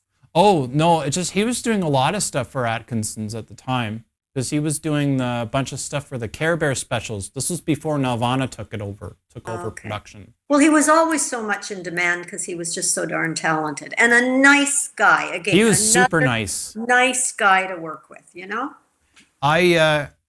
I had the good fortune. I didn't get to work with him, but I did meet him more than a few times when I was at CJOH and a couple of years before he passed. He's very, very funny. He was sharp as a tack up until the end. It was really hard to make him laugh though. Wasn't hard to make him grin. I made him laugh once or twice, but it was not easy because he was quick. Yeah, oh, very quick. Very quick. He was very quick, and Bill Luxton I knew fairly well. Oh yeah, well, I as did well theater before he- with Bill Luxton too. Oh So yeah. that's lovely. Oh yeah, Oh, yeah. I didn't know that. What you got to Yeah. tell me about Bill? Well, and he guested on Umbrella Tree once, and he was so good. Yes, He came on, and Holly had inherited a butler or something, I remember that. and he Yeah. came on and played that. But he had, excuse, I'm so sorry. Pardon me. Don't apologize. It's that time of year, and Well, it's true. Allergies have begun. But anyway, so years and years and years ago, we played in Sound of Music together, and he was Captain Von Trapp, and I was no Maria. way. That's an awesome yes. casting choice. Yeah. And then much later, but still a long, long time ago, we did My Fair Lady together. Oh, And he was Professor Higgins and I was Eliza. And it's interesting because when we haven't even talked about Umbrella Tree yet, but when that character was being named, when Noreen first talked to me about the series, she said, and we'd like to call this character Holly. And I said, oh, great. You know, she said, I thought that would be a really good name for her. And then in coming up with a last name, we were talking about it, and she said something alliterative would be nice or whatever. And I honestly do not remember which of us said it, but one of us said, what about Higgins? Because My Fair Lady's, you know, one of my all-time favorite musicals. And so Holly Higgins was how that came to be. And actually, at some point, we did a show about middle names and what the middle names of all the characters were. And the gag was that Gloria had like this many middle names. I still can't remember it. It was like No, she had a big I long. It was like a want running bravely, joke. and then I forget. But anyway, but they said, and so what are we going to do? It would be fun to have a really peculiar little name for Holly. And they were thinking, you know, we're on set thinking about it. And I said, how about Penelope? And they went, oh, that's hilarious. Holly Penelope Higgins. Yeah, let's do that. What made you think of that? And I said, because it's my middle name. So that's how she got named Holly Penelope Higgins. You know, it's funny. When I did get to tape some stuff with Noreen, every so often I would just to see if I could catch Noreen, which I never could. It's like, what's Gloria's full name again? And she would be in the middle of something and she just wouldn't even look up and just give all the million names. I was You like, could spit it all out. damn, yeah. Yeah. Yeah. That's fun. Yeah, she never is remember like, you're not going to also- get me, Corey. Yeah. Every name beginning with G that you could name. It was a cute bit, but What was it like Gloria, Glendale, Gladys, something or other? Gloria, Glenda, Gladys, Gupta, something or other. I can't come up with it all. it Can't was come like up with it all. it was sort of like a recurring gag. Yeah, a running Um, gag then, yeah. yeah, it's and it's kind of it's fun. It's because I hadn't seen the show for a long time. A lot of stuff like obviously I watched it all the time when I was a kid because it ran quite a while. And it ran Yeah. from like 87 to 93 or something like that. Yeah, I think maybe Something like even that. 94. I'm Yeah. rotten with dates. I'm rotten with dates, but it was a Yeah. long run. And what further confuses it is that it stayed on certain networks much longer. It was picked up by Disney Yeah. after, like, at the end of the first season, and then it just sort of went worldwide, and life changed hugely. You couldn't go anywhere without being recognized, which was very sweet. And I stopped going to the grocery store because you couldn't pick up a broccoli and run home. It would be a 2-hour thing, and I was very intent on if someone wanted to chat with Holly as they knew me from television, Right. I never wanted to disappoint a little person or be in too much of a rush because, first of all, I really appreciate their interest. And second of all, I would never want somebody to say, yeah, I saw her once I was about 3 and didn't even have the time to talk to me. No, that's not happening on my watch. They were they were all dear, they were all wonderful, and so you needed to allow the time. So my husband took over the grocery shopping with a very carefully annotated list, I might add. Yeah, I bet. Well, it's like But no matter where you would go, go out for dinner and people would keep coming to the table, which oh was really man. lovely, really very sweet of them. And my husband carried all of this with enormous grace and graciousness, and always just said, no, it's lovely. You know, it's kind of them. It's supportive. They are supporting the work you do. And so he never, I think some people might have got a little tetchy sometime. My dinner's getting cold or whatever, but not Paul. He just, he said, these are the good days. This is a gift. So all is well. So he was enormously supportive. It's still tough though because you're sitting there going, yeah, Holly's been shooting for 16 hours in for CBC in a garage outside, Well, and she's hungry and she kind of wants to eat her dinner. So get lost, kid. well, you know what and again, when I was shooting, or doing anything, doing the concerts, doing anything, it's always very prescribed, very disciplined. You do this, you don't party. You go home, you get ready for the next day. It was more if we went out, a time not related to shooting on our own for a dinner or something, or traveling. Traveling was very tricky because you could sort of get a little bit mobbed. But again, it was very nice. It was an exceptional time, and again, what an extraordinary experience to have lived. And we chose to see the positive in it. I did more gardening in the back garden than the front. Yeah, I'll bet because you've got know. a bunch of basically getting mobbed by. It's in some ways it's maybe harder to be famous for a kids show because you can kind of turn around to somebody in their 20s and 30s and say, you know what, like I'm It's not my working time. right now. It's my time. Whereas it's a lot harder to turn around to some Well, I just 6-year-old wouldn't. with doe eyes giving you the puppy dog eyes going, Although, Corey, I have to say, I don't think I would have, I think I would have felt, I know your point is absolutely correct, but I also would not have been given short shrift to anybody. Because again, we all look for this niche in the entertainment business. And if you're lucky enough to get it, be grateful to the people who are tuning in or buying the ticket or what have you. I mean, you don't have to take anything that's abusive, and I never oh no, had nor that. should you. But as long as it's honest, kind enthusiasm, then it's all fine. It was all fine. Yeah, it was a privilege. So now that we're on the topic of Under the Umbrella Tree, Yes. We should definitely talk a little bit about that and how that came about. I mean, Okay. the, Okay. we'll talk a bit about Noreen in a bit too, because as of the time of taping, Noreen passed away a few weeks ago. I just found out Yeah. about a week ago myself. I obviously didn't work with. Easter weekend. Easter weekend. Yeah, I mean, it's a good time to go.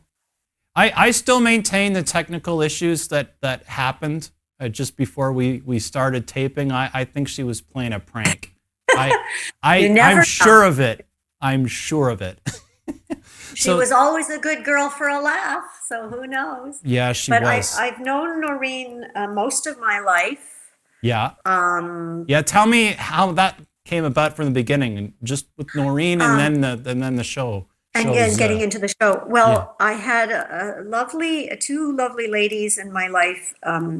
One of whom was a lifelong mentor, Audrey Candy, who was she was in the WWII in World War II, and I met her through the theater and just loved her so much. And her sister Wynne was a very well-known and accomplished concert pianist who had a large profile on stage and in television.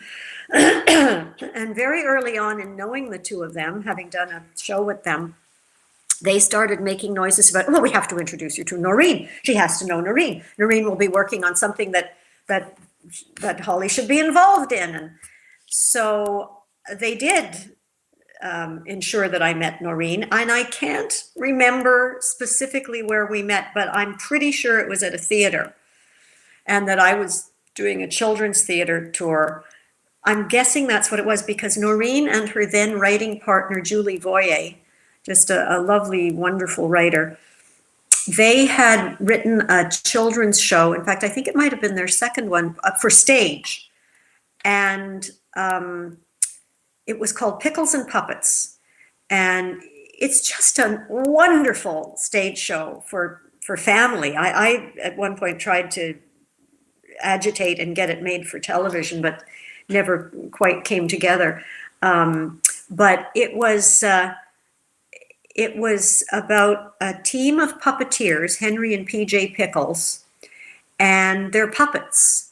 And these three puppets of theirs magically came to life by being accidentally left in an animator activator, totally high tech. So it was right on the edge of, Mytel and Nortel and all of those things.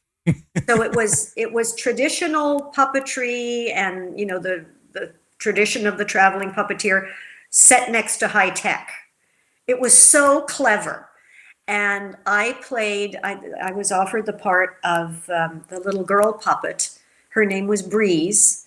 And Noreen had made this virtually life-size puppet. And so in the opening parts of the show, I actually was hidden away puppeteering the puppet I would then become. Because it was a little bit of stage play, so the puppeteers could keep popping out front, which they couldn't really have done otherwise. So the three actors who were playing these puppet characters live puppeteered the puppets. And then they came to life. And there was just this magical, wonderful story, and original music by Wynne. And just loved it. And so I guess that's where Noreen first got to see me doing some of her stuff. And, she was a great visionary, a brilliant artist, an incredible puppeteer, a puppet creator, and a visionary. She saw things in all of us and would just put the pieces together and, well, let's do this. Let's hire them for that. And so she started calling me up for different gigs. I remember one day early on, she called me, she was doing a telethon, and she said, I thought I'd have maybe 6 puppets and we'd do 2 hits, and you would be the interviewer, and you would interview the puppets about how they're raising money for this particular charity. I'm in, great, let's do it, So I would go over to her house and we would bat the ball back and forth and say, well, then you could say, and then I could say, and we would go and, do our thing. And then she was doing all these different projects, all kinds of different things, a series of, I think it was health-related films done with puppets I think that one was for Cornell University, and a series of anti-smoking ads in which featured fire-breathing dragons who had to give it up, and just a whole bunch of things that she would so kindly hire me for.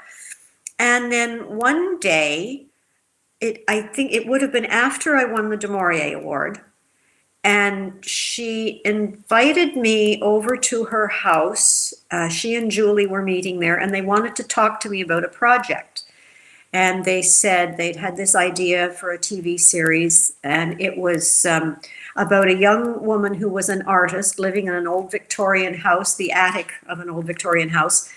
And of course, that had been Noreen's situation, going through art school in Toronto, living in the attic of an old Victorian house. And she was living there with, let me get this straight, with an iguana, a blue jay, and a mouse. And would I be interested in doing, well, yes.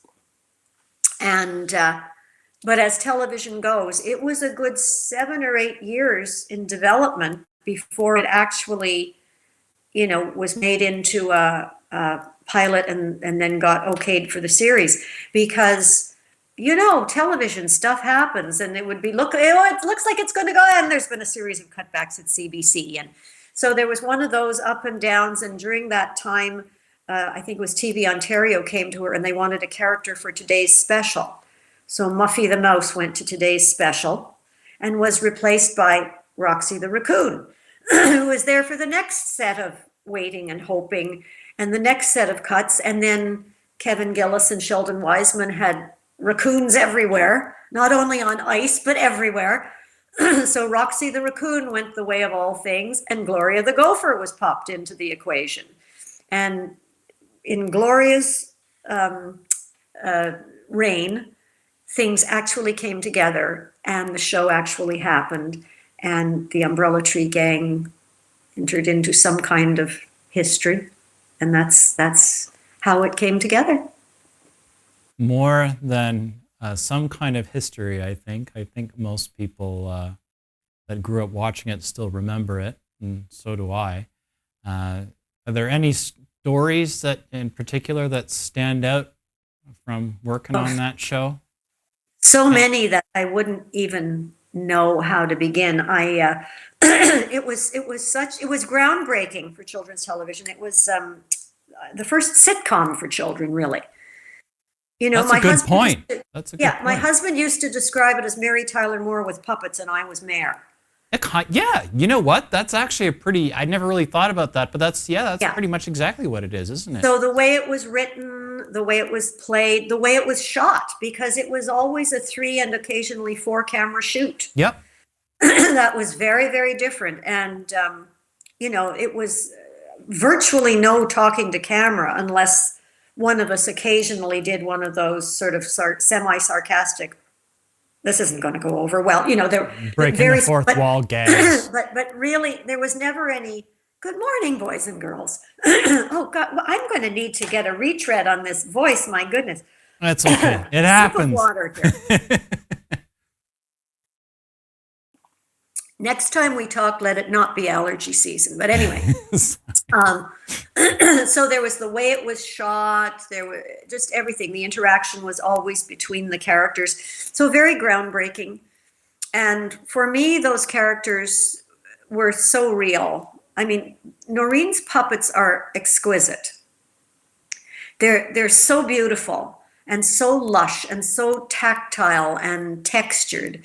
And they all are, and I think they, in many ways, reached an apogee with the Umbrella Tree characters, because, like, the lushness of Jacob's feathers and, Gloria's little hairstyle, they were so real. And again, they are to me anyway. I just, it's not that I'm crazy. It's just that, if the puppets were up and talking, I would address the puppets, and if one of the puppeteers wanted to say something to me, I would speak to them separately, because they had to be real for me, and they were. So it was the magic of her puppets and the magic of the puppetry. Noreen and Bob Stutt, who was Iggy, and her brother, Stephen Braithwaite, who was Jacob, fantastic. And when we had guest puppeteers, they were like the creme de la creme, I could name a roster of them, and they're all the top puppeteers in North America and beyond. So like I was really fortunate to be working with who I was working with. And I remember a little thing that sort of set the tone when we were just shooting the pilot, which was shot in the very small studio that Noreen had in her home when she moved to Almont. And we were like just on a countdown virtually. And I had Gloria here and Jacob there and Iggy here. And I happened to turn to Iggy and his bow tie was a little crooked. So I said, "Oh, Iggy, come here, your bow tie isn't straight." And I'm straightening his bow tie and he's got the little chin up as I'm doing this. And he said, "Must we dine with the Maxwells again tonight?" And I thought, okay, this is how it's going to be. And it was. Yeah. They were just hysterical. Oh my God. They were vivid. They were real. And, you know, they had such clear little personalities, and certainly Bob and Stephen, but Noreen was in on it too. I think a large portion of their life was devoted to just making me laugh. Yeah. And, you know, They're good any at day, that. and any day they could completely destroy me to the point of just going, that was a good day. How many takes did you blow? It's a good thing you were shooting on videotape rather than film, because the CBC would have been coming down going, "Oh yeah, your processing costs are like way too high." I could usually get through whatever was going on and then fall apart, but they did make me fall apart. They were just too funny, and it was very interesting because the week Noreen passed away, so she passed away, well, she was stricken on Thursday night, and she passed away overnight on the Friday. And on the Monday, we had spent the day together because she was asked to do a presentation for the Canadiana group of the University Women's Foundation. And she had been asked more than a year before. This is a group I belong to, and the lady who convenes it had said, "Do you think Noreen might come and speak to us?" And she very kindly agreed to and said, "But you come with me." And I said, "Well, Noreen, it's you they want to see." And she said, but you do it with me." So, "Sure, great." So she came first to my house, and then we went to this event, and she created absolute magic. There were 50 attendees in the room, and she made 50 new friends. She was totally herself. She had, you know, it's very physically demanding puppeteering, and she had her arms up puppeteering a whole range of puppets for well over an hour, doing all the voices, making everybody laugh. She was so on, and we fell right into our old rhythms. Some months ago, sometime in the last year, she gifted me with Mitzi the dog puppet. Oh, Mitzi. Mitzi. And there's that voice again. Well, that I voiced Mitzi. Oh, you voiced Mitzi. Yeah. Yes. I wouldn't be able to do it. You don't remember that, Corey? I was Mitzi. I didn't know you were Mitzi. I didn't know you were Mitzi. Yes. Oh my God. Gloria's best friend. And so she asked me to bring Mitzi, and we learn had something Gloria new and every Mitzi day together. It was an amazing day, and it was so wonderful because we had enough time just to talk, the two of us, to, you know, it very naturally came out things that certainly I wanted to say to her and just tell her how wonderful she was. And it was, and she said some things to me which I will always cherish. And it was so natural. We never knew that we would not meet again in this world, you know. And I emailed her the next day to say, "The compliments are pouring in. I will send you some photos and videotape right now, but I knew that she had plans for the next few days. I said, "I know you're busy. I'll give you a call in a couple of days and share all of these wonderful comments with you. But, you know, the ladies just were knocked sideways by you." And it never happened because that was Tuesday, and on the Thursday, she was stricken that evening. So I felt such shock and sadness, and I'm still getting my head around it. But the overwhelming emotion is gratitude, both for a lifetime of working with her and having her as my friend. And also gratitude for that last magical day, which, there could not have been a better last scene written for us to play together.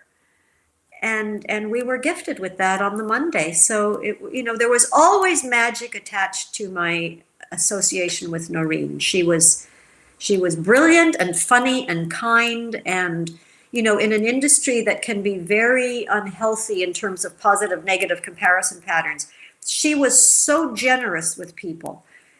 If there was a new young puppeteer up and coming, there are people who might have been, well, what's he all about? No, not Noreen. With Noreen, it was, oh, did you see so-and-so? He's so talented. You've got to see this.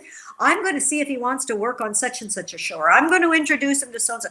She was completely generous with her talent and with her support of other performers. And she certainly was that way with me. Look at all she gave me in terms of career. And as I say, and that is in addition to just her friendship. So it's a big loss, but wow, it was a gift. I didn't know Noreen as well as you did, but I did have the chance to work with Noreen a couple of times. And I'm so glad. She was very, very nice to me.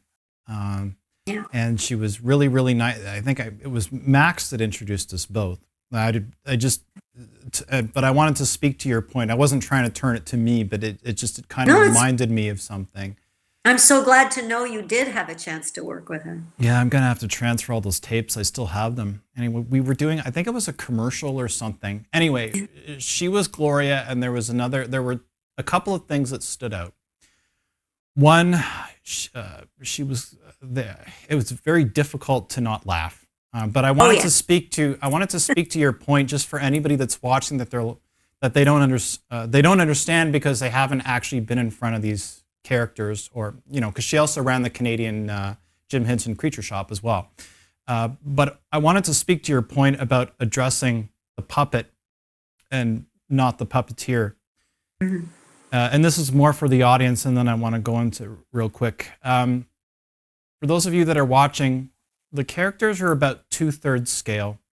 And when I was working with Noreen and Steven and all that, I was also looking, I think everybody was, because they're so animated.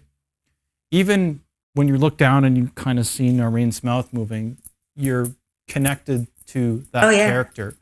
And I've also seen people, it's like, oh, well, why aren't you looking at, the puppeteer? And then they'll come on, like even just like we were shooting something on, like in Almont, like on Main Street or whatever by the old post office, and people would be like, well, I'd be talking to the puppeteer and, not the puppet. But then they'll come and then they'll start talking, but they're addressing Gloria. They're not addressing Noreen. And it's like, what were you saying? The magic of Noreen Young's puppets and her puppeteering. Yeah. And just how the other thing is, I can't remember, I think Steve make this joke. Don't ever get into a arm wrestling competition with a puppeteer, because there's like one hand is like, because the muscles. The upper body strength. Oh yeah. Yes. And I don't know how they do it. I don't know how they do it either. Because you get so like doing this for a day, God. You get really, really tired. Another puppeteer that worked with them a lot. Do you know Kanya Chen? No, I don't. Kanya is with Jim Henson now, and then he was on the new Fraggle Rock. But I met him while we were doing stuff, I think for Puppets Up and some other stuff.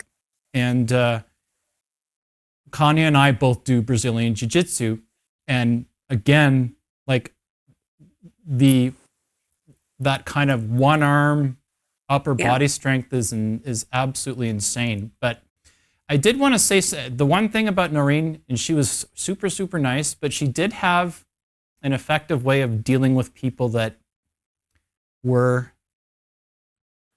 how do I put it? Maybe we're stepping out of their lane a little bit and being a little overbearing. There's one story that strikes me. We had one young puppeteer who was working with us, fairly new, and he was amazing, absolutely fantastic. But he had a little bit of a diva thing going on, and we were shooting all over Almont. I won't mention who he is. He was quite young, though. He was like 19, 20. And he managed to get a little bit on everybody's nerves, I think, including Noreen, but she was very gracious about it. And one of the scenes that we were shooting, he went at one of the producers, sort of like a diva type thing. My producer was Joe, and the way Noreen dealt with it was real, but we didn't know Noreen was there. And this guy had been, very, a little on the difficult side because he's young. So my producer turns around to this guy, Joe, and he said, Joe's very, very Italian. And he goes, buddy, we got a job to do here and we're just trying to work. But if you don't knock it off, your hand isn't going to be the only thing shoved up that puppet's ass. And we didn't know that Noreen could hear. And we heard Noreen go, so I went to Noreen after and I said, Noreen, I'm so sorry. And she's like, let's pack up and talk to me, but I don't blame you. So I talked to Noreen after that while Joe and everybody was packing up. And it's like, yeah, he's a very talented puppeteer and he's really good. And I'm kind of glad somebody said it.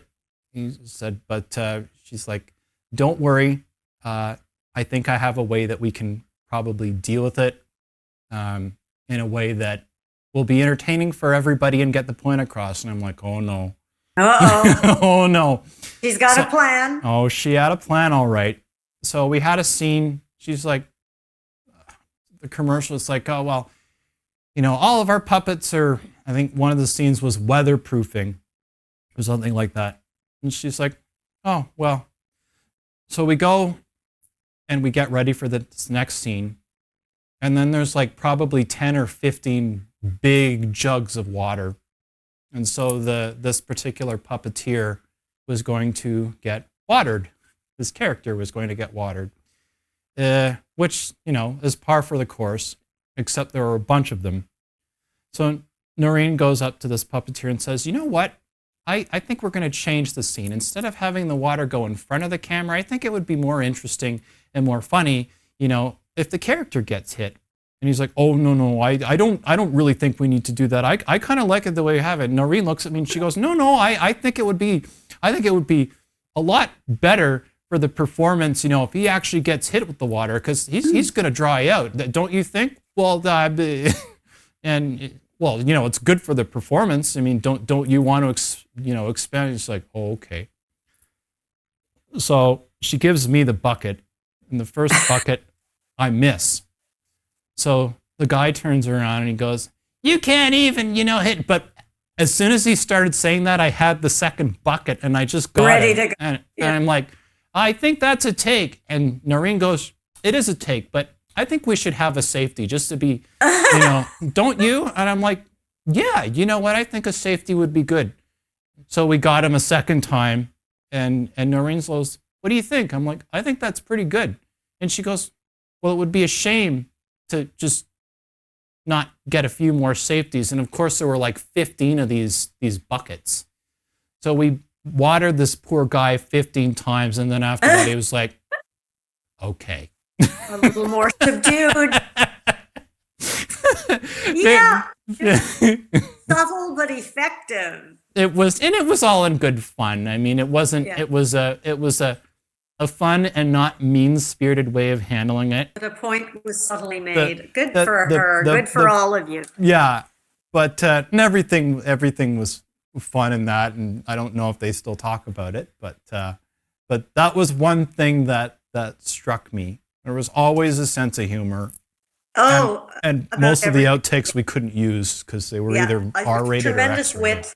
Tremendous wit, great writer. As I say, puppeteer and puppet creator, artist, teacher, great teacher. And, the best way of teaching is just sort of subtly, you find you've learned something because of watching what she was doing or what she encouraged you to do. And as I say, a visionary. Oh, I was going to tell you something about the that final day we spent together.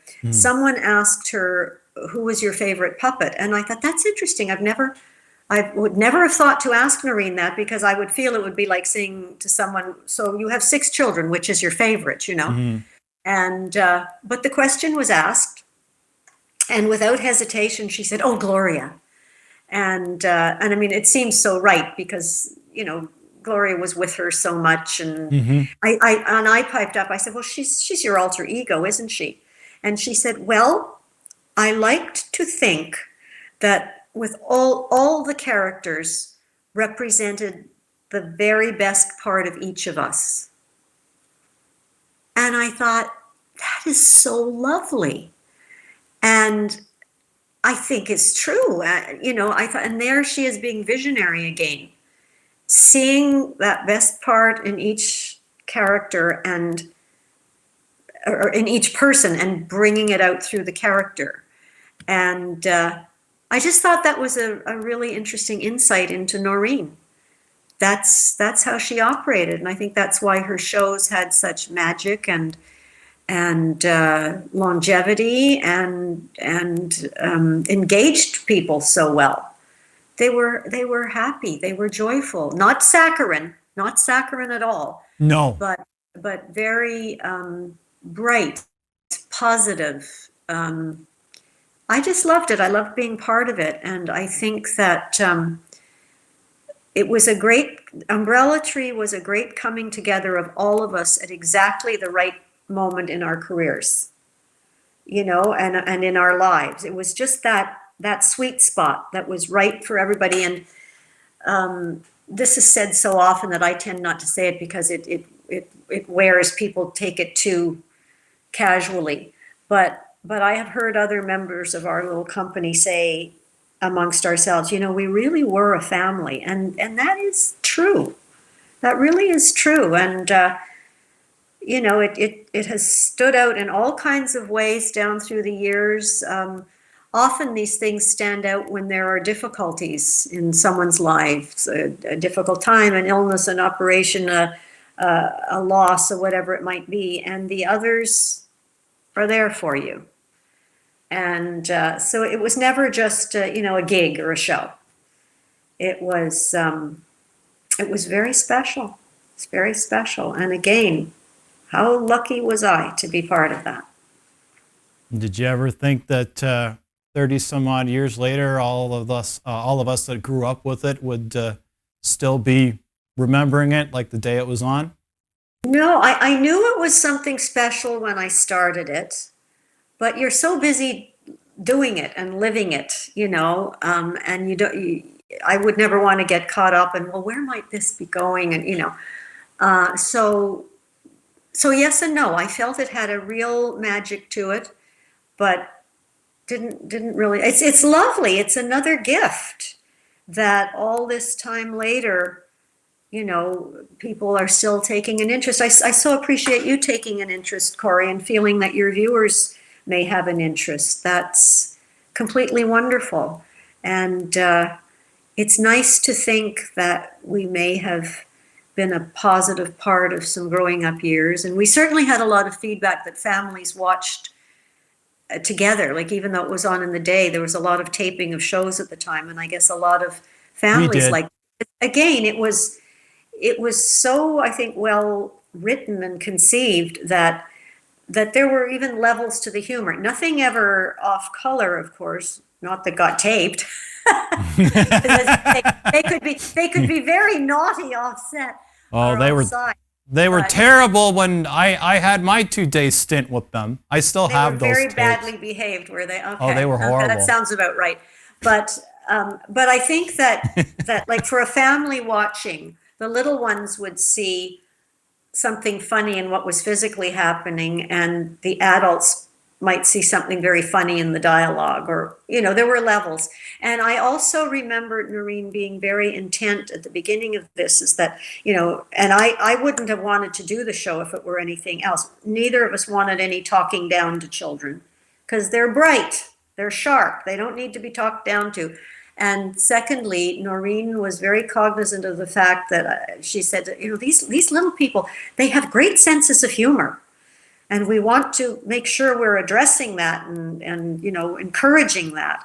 So the show was filled with a gentle humor, I would say. It's funny going back and looking at some of these shows later. There were a few jokes in there going, how did they get away with that? there was Not one surprised to hear you say that. No. I mean, trying to remember the episode. I think it was the episode where Holly Higgins and Iggy and they start a singing telegram business.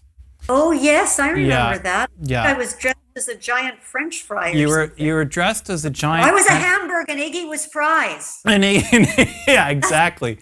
And I'm trying to remember what it was. Yeah, I think you turned around and said, and one of the clients was, I guess, a couple whose wife went on a diet or whatever, and you came back as the character and the costumes were all torn up. And I've been partially. Yeah. And Jacob goes, "What happened to you?" And it's like, I guess we were too much for that poor woman. And Iggy goes, "We did look delicious." He's like, "Well, at least she calmed down when her husband said he'd give her a hot dog." I mean, when I was a kid, that went way over my head. I'm like, how did they? I'll be honest, it went over mine at the time too. I mentioned that to Noreen. I'm like, that wasn't an accident, wasn't? She just smiled at me. I don't even remember. Oh my God. It was terrible. Like, I thought that was like, okay, you'd think that would be something that they would, cut out. I missed it too. I just was like, Duh. Oh my God. And what I was going to ask is, and then before we wrap it up, so your memoir, we know when, that might possibly be coming out, or is it a little too early yet? I don't know, Corey. I don't know if anyone will even be interested in it, but I think they will be. I'll be first to buy my copy.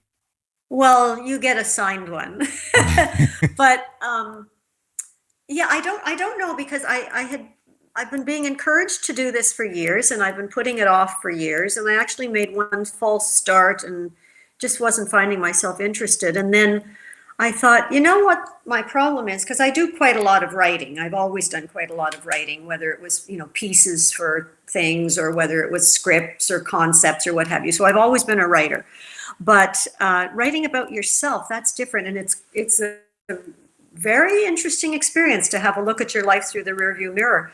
Anyway, I realized that when I first just dipped my toe in the water with it, I was not writing the way I normally write, which is in my own voice and very in the moment. It was okay writing, but it was reporting, and it was chronological. And I thought, that's not me. So I threw out everything but the first paragraph and started just sitting down to a blank page once a day and seeing what happened. And it's now got a life of its own. So I think I'm going to just keep writing now until it's done, but I'm really not sure what I will do with it. If anybody's listening who has any foot in the publishing industry and any interest, get Corey to put you in touch with me. So I'm not sure, but I think it's of enough interest to me going through this process that I will keep going now until it's done. And I would say that when that happens, we'll see what I do next with it. But I would like to share it with people, if for no other reason than just to share some, I think, interesting and fun stories about the really great opportunities I've been able to have. So we'll see. I think people will want to read it. And I think, I don't think maybe it's when you're kind of connected with it, it's hard to, but there's a lot of people that still remember. I'll be honest, a bunch of my buddies that I roll with at jiu-jitsu, they all grew up watching Under the Umbrella too, including my coach. I'm going to say embarrass. hello for I'm going to embarrass my friend Kevin Basendowski here. He's was my jiu-jitsu coach, and now he's where he should have his. He's a brown belt, and he's like, when do I get to see Holly's interview? When do I get to see Holly's? Aw, So you've got this like well, say 6 hello foot, for me. 6 foot, Hello, Kevin. plus. Yeah. All right, Kevin, you owe me one. Oh, that's so nice. Kevin can Well, turn me into a pretzel, and he's my coach. But used to everybody say- remembers. That's so nice to hear. I used to say that thanks to Under the Umbrella Tree, there was a stretch of years where I was not a stranger anywhere in the world. And that's a very nice feeling. And when I was doing the concerts steadily, it was a very usual occurrence to, at the end of a performance, have 1 or 2 people waiting, and just with sort of this kind of an aspect. And I would look and I would go, were you Umbrella Tree children? Yes, and we came to see you. And it was so lovely that they did that. But I was looking at a couple of giant 5-year-olds, they, I think it's very special when you get to be in a show that affects people in their youth in that way. Like, to this day, I hold in such high esteem, and I didn't watch a lot of children's programming, but I loved The Friendly Giant. And Look up. he to me was just Look way look way up. Yeah. He was a lovely person, I believe, and everything I've heard about him supports that. And as a matter of fact, I was interviewed years ago. Someone was writing a book about him, and they wanted my comments. And I said, oh my gosh, loved Friendly Giant.